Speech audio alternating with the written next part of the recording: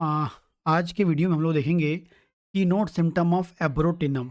Keynote symptoms of abrotanum. Abrotanum के क्या keynote symptoms होते हैं, कौन सी ऐसे सिम्टम्स हैं जिसके बेस पे हम एब्रोटिनम को पेशेंट को दे सकते हैं, प्रिस्क्राइब कर सकते हैं, या ऐसी कौन सी क्लिनिकल कंडीशंस होती हैं जब हम एब्रोटिनम के बारे में सोच सकते हैं, तो हम लोग देखने वाले हैं। तो मोस्ट इम्पॉर्टेंट जो सिम्टम्स हैं, कीनोट सिम्टम्स हैं, वही अपन लोग इसमें डिस्कस करेंगे। सबसे पहले हम बात करते हैं मरासमस ऑफ चिल्ड्रन। ठीक है, मरासमस एग्जैक्टली क्या होता है? मरासमस जिसे हम बोलते हैं सूखा रोग भी हम बोलते हैं। ठीक है, एग्जैक्टली क्या होता है कि जब कोई बच्चा, एग्जैक्टली इसमें मरासमस ऑफ चिल्ड्रन हमको मिलता है, बच्चों में हमें मरासमस मिलता है, बच्चों में हम सूखा रोग मिलता है।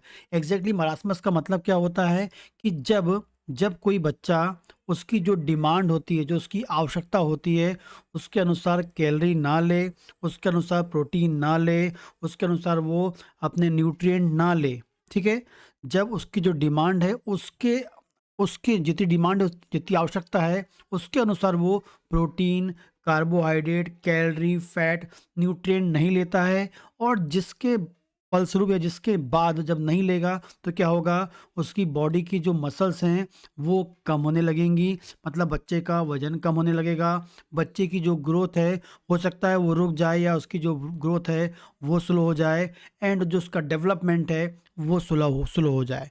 तो मरासमस कंप्लीटली क्या होता है, जिसमें उसकी जो डिमांड है वो खा नहीं रहा है, और साथ में उसकी बॉडी में जो बदलाव हमको मिलेगा, ये कंप्लीट रूप से हमें क्या कहलाएगा, मरासमस कहलाएगा। तो एब्रोटिनम जो है, खासकर बच्चों में होने वाले मरासमस में बहुत ही फायदेमंद होती है। खासकर हम बात करेंगे, खासकर उसको हमें पैरों में, मतलब हमने मरासमस बोला, और खासकर हमें जो बॉडी में जो सूखापन मिल रहा है, या बॉडी में जो मसल्स की में कमी मिल रही है, या मसल्स में डेवलपमेंट नहीं मिल रहा है, वो खासकर हमको पैरों में मिलता है, लेग्स में। तो ऐसा बच्चा जिसमें आपको सूखा रोग दिख रहा है, या मसल्स में कमी दिख रही है, खासकर पैरों में आपको ऐसा बच्चा दिखता है, इसमें उसका जो कमर से ऊपर वाला भाग अच्छा है, लेकिन उसके जो पैर हैं उसके कंपैरिजन में बहुत अधिक पतले हैं, बहुत अधिक वीक हैं, बहुत अधिक कमज़ोर हैं। तो उसमें एब्रोटिनम बहुत ही इफ़ेक्टिव होती है, बहुत ही लाभदायक होती है। ठीक है?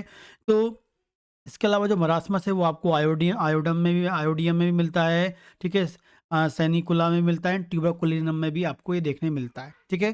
तो मरासमस खासकर बच्चों की बात करेंगे, उसमें बहुत अधिक का अच्छा काम करती है, लेकिन खासकर आपके जो पैरों में आपको मिलेगा, पैरों में होने वाला मरासमस आपको याद रखना है, वहाँ पर ही एब्रोटिनम काम करेगी। मरासमस तो है, लेकिन किसका है, स्पेशली ऑफ लेग्स का हमको मिलता है। ठीक है? अगली हम बात करते हैं, जब इसको मरासमस होता है, ठीक है, तो जब बॉडी में वो प्रॉपरली न्यूट्रिएंट नहीं खाएगा, जितनी डिमांड उतना नहीं खाएगा, तो ऑटोमेटिकली बॉडी के अंदर मसल्स वीक होंगी, बॉडी डेवलपमेंट कम होगा। तो इतनी अधिक वीकनेस होती है कि वो अपने सिर को भी होल्ड नहीं कर पाता। जैसे उसका गर्दन है, जैसे हम गर्दन के कारण अपनी हेड को होल्ड कर पाते, सीधे रख पाते हैं, लेकिन इतनी अधिक कमजोरी आ जाती, इतनी अधिक वीकनेस आती, इतनी अधिक न्यूट्रिएंट की कमी होती है, खासकर प्रोटीन की, कार्बोहाइड्रेट की एंड कैलोरी की कमी हो जाती है, कि वो अपने सिर को होल्ड नहीं कर पाता है, और बार-बार उसका जो सिर है, वो साइड में कहीं न कहीं से गिरा हुआ रहता है, क्योंकि वो उसको होल्ड नहीं कर पाता है। ठीक है? तो ये आपको सेकंड मोस्ट इम्पोर्टेंट सिम्पटम मिलेगा। एथुजा में भी सिम्पटम है कि वो अपने सिर को होल्ड नहीं कर पाता है, सिर को सीधा रख नहीं पाता है, लेकिन उसमें क्या है, ज़्यादा वॉमिटिंग के कारण कमज़ोरी होती है। एथुजा में क्या है, वॉमिटिंग हो जाती है, और उस कारण से उसको कमज़ोरी आती है। लेकिन यहाँ पर तो वो मतलब उसमें तो दूध पीता है, लेकिन वो दूध बाहर निकल जाता है और उसको कमी मिलने लगती है। लेकिन यहाँ तो वो न्यूट्रिएंट ले ही नहीं रहा है, क्योंकि मरासमस में क्या होता है, जितनी डिमांड है उतनी ही न्यूट्रिएंट वो ले नहीं पाता है। ठीक है? तभी मरासमस होता है। खासकर एक गरीब बच्चों में, जो इकोनॉमिकली वीक होते हैं, उन लोगों में आपको मिलता है। ठीक है? या ऐसे लोग भी होते हैं, ऐसे भी होते हैं जो प्रॉपर न्यूट्रिएंट डाइट नहीं लेते हैं, दूसरी डाइट लेते रहते हैं, फास्ट फूड ज़्यादा खाते रहते हैं, उन लोगों में भी कॉमनली मिलता है। आगे बात करेंगे, जो बच्चा होगा उसकी जो स्किन कैसी होगी, फ्लैबी होगी और लटकी, क्योंकि मसल्स मसल्स कैसी हो रही है, मसल्स सिकुड़ रही है, मसल्स कमज़ोर हो रही है, मसल्स लॉस हो रही है, जिससे जो उसकी स्किन जो होती है वो लटकी दिखती है। खासकर आप बोल सकते हैं, जैसे बूढ़ों लोगों में स्किन कम हो जाती, स्किन लटक लटक जाती है, क्योंकि जैसे जैसे एज बढ़ती है तो ओल्ड एज में ऑटोमेटिकली मसल्स लॉस हमको मिलता है। लेकिन यही वाली जो कंडीशन यदि किसी बच्चे में दिखने लगे, तो आपको क्या याद करना है? एब्रोटिनम याद करना है, क्योंकि मसल्स मरासमस हो गया, न्यूट्रिएंट कम ले रहा है, मसल्स लॉस हो रही है और जो स्किन है वो लटकने लगती है। तो आपको याद रखना है, बच्चों में खासकर मिल रहा है तो एब्रोटिनम याद रखना है, ठीक है। स्पेसिफिक हम नेक की बात करेंगे तो नाइट्रम्बियर और सैनिकुला आपको याद रखना है, ठीक है। लेकिन पूरी बॉडी में आपको मिल रहा है तो आपको एब्रोटिनम याद रखना है, ठीक है। आगे बात करते हैं रेवेनस हंगर। बहुत अधिक मतलब जैसे बोलेंगे खतड़ू टाइप का बच्चा होता है, बहुत अधिक खाता है, बहुत खाता है और उसके बाद भी यहाँ पर स्पेसिफिकली याद रखना है। मरासमस का मीनिंग तो मैंने आपको समझा दिया, लेकिन एब्रोटिनम में एक और इम्पॉर्टेंट, ये मरासमस की जो डेफिनेशन थी पहले मैंने आपको बताई वो होती है, लेकिन यहाँ पर एक सिम्टम बताया कि रेवेनस हंगर, बहुत अधिक खतड़ू होता है, बहुत अधिक खाता है और उसके बावजूद भी उसको मरासमस हो रहा है। ये इंपॉर्टेंट पॉइंट है, आपको याद रखना है, ठीक है। कि बहुत अधिक खाने के बाद भी रेवेनस हंगर होता है, बहुत अधिक खतड़ू होता है, बहुत अधिक खाने वाला होता है, बहुत खाता है, लेकिन उसके बाद भी उसको मरासमस जैसी डिजीज हो जाती है। उसको लेग की मसल्स कम होने लगती हैं, दुबला पतला होता है, स्किन में फोल्ड पड़ते हैं, स्किन लटकने लगती है, गर्दन को होल्ड नहीं कर पाता है। ऐसे पेशेंट में भी एब्रोटिनम बहुत अधिक पाए, मतलब बहुत खाने के बावजूद भी बच्चा कमज़ोर है, मोटा नहीं हो रहा है, हेल्थ मतलब उसकी वेट गेन नहीं हो रही है, तब भी आप एब्रोटिनम के बारे में सोच सकते हैं, ठीक है। तो ज़्यादा खाएगा तब भी आपको ये याद रखना है, और कई बार नहीं खा रहा है, मरासमस है, तो वहाँ पर भी आपको देना। लेकिन साथ में यदि मरासमस की रियल कंडीशन है तो आपको वहाँ पर पेशेंट को डाइट भी प्रिस्क्राइब करनी पड़ेगी, बतानी पड़ेगी, दवा के साथ साथ मेडिसिन भी प्रिस्क्राइब करें। ऐसा नहीं कि मेडिसिन अंदर जाएगी, प्रोटीन बनाने लगेगी, कार्बोहाइड्रेट बनाने, ऐसा कभी नहीं होता है। आपको मेडिसिन देनी है, वो बॉडी के अंदर रीफंक्शनिंग कराती है हमारे ऑर्गन्स की, सिस्टम्स की। लेकिन यदि हमें प्रोटीन देंगे तभी तो हमारी मसल्स बनेगी।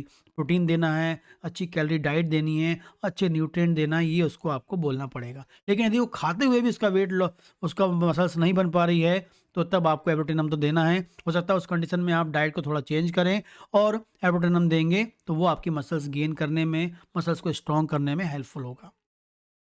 आगे बात करते हैं, इसमें बहुत कॉमनली देखा गया है, कभी डायरिया, कभी कॉन्स्टिपेशन, कभी डायरिया, कभी कॉन्स्टिपेशन आपको मिलता है। और इसमें आपको याद रखना है, यदि कभी डायरिया, कभी कॉन्स्टिपेशन ऐसी सिम्टम मिलता है तो ये दवा जो है एब्रोटिनम बहुत ही इफेक्टिव है। और स्पेसिफिकली आप क्या रखना है, जो लैट्रिन इसमें होती है उसमें जैसे आपने खाना खाया था वैसी की वैसी लैट्रिन बाहर आ जाती है।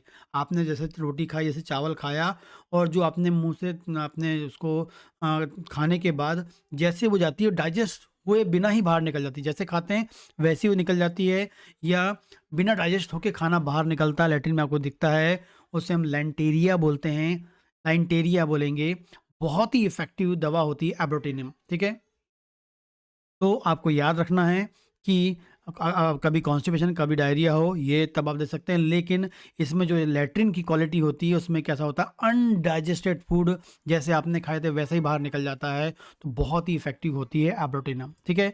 आगे हम बात करते हैं अल्टरनेटिव हेमोरॉइड विथ डिसेंट्री। यदि किसी को डिसेंट्री और फिर उसको हेमोरॉइड, डिसेंट्री और हेमोरॉइड ये उनको बना रहता है, डिसेंट्री होती है, इसका हेमोरॉइड हो जाता है, ऐसी कोई टेंडेंसी है कि जब भी उसको डिसेंट्री होती है, पेचिश लगती है, और उसके साथ में, उसके बाद में उसको क्या हो जाए, हेमोरॉइड हो जाए, पाइल्स हो जाए, तो आपको सोचना है एब्रोटिनम बहुत ही इफेक्टिव है, ठीक है। तो इस प्रकार से ये कुछ इंपॉर्टेंट सिम्टम्स हैं जिनका आप यूज़, मतलब जिसके बेस पे आप एब्रोटिनम को यूज़ कर सकते हैं, अपने पेशेंट्स को दे सकते हैं, ठीक है, और अपने नॉलेज को अपडेट कर सकते हैं। साथ में एक आपके जो एग्ज़ाम है वहाँ पर भी यहाँ से क्वेश्चन आपके बन सकते हैं, जो बहुत ही इंपॉर्टेंट रखते हैं, ठीक।